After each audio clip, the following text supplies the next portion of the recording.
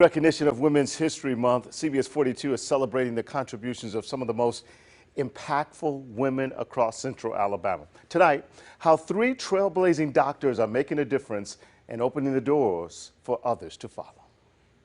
Dr. Kirsten Kennedy, Dr. Karen Landers, and Dr. Celeste Reese Willis, three accomplished and popular Alabama doctors who just happen to be women. There was a time where, you could be very easily overlooked or worse, obstructed. Instead, Dr. Kennedy is now the interim chief medical officer at UAB Hospital.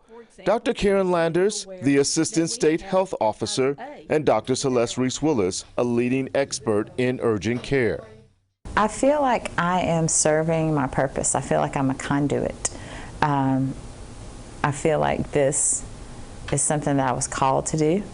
Was it your plan to become the trailblazer that you became? My goal to become a physician really started out when I was an 8-year-old patient at Children's Hospital in Birmingham. And at that time, I just wanted to be a doctor. Talk to me about some of the obstacles that you faced. I think one of the greatest challenges has been the lack of mentorship. Working in hospitals where women don't see enough of themselves. According to the Kaiser Foundation, 64% of American doctors are men. What is needed to level the field for women in healthcare? The hard part is that you've got to have more women in leadership positions in order to make that happen. Something that appears to be happening, as a recent Association of American Medical Colleges study revealed, nearly 52% of medical school students are now women. I'm very glad to see women entering medicine in larger numbers. Inspired in part by those who have already walked the path. Having come through and done that, I definitely want to be a role model that little girls can look up to and say, hey, I can do that. You're a doctor, a mom of 4, a wife.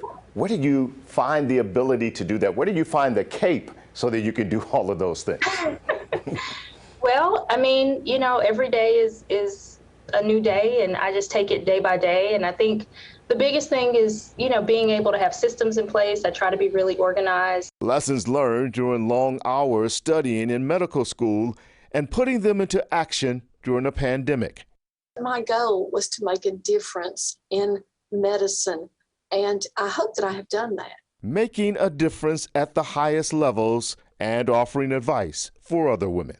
As long as they decide on and find what their purpose is, they will find the resources, the energy, the tenacity to get through whatever barriers they have to go through. What do you hope they see and get from what you've been able to accomplish? I think the biggest thing is for them to see that nothing is really outside of your reach. And that's true. And who's the most influential woman in the lives of all three of those doctors? Their mother. Tomorrow is International Women's Day. We will celebrate by kicking off our Remarkable Women segment.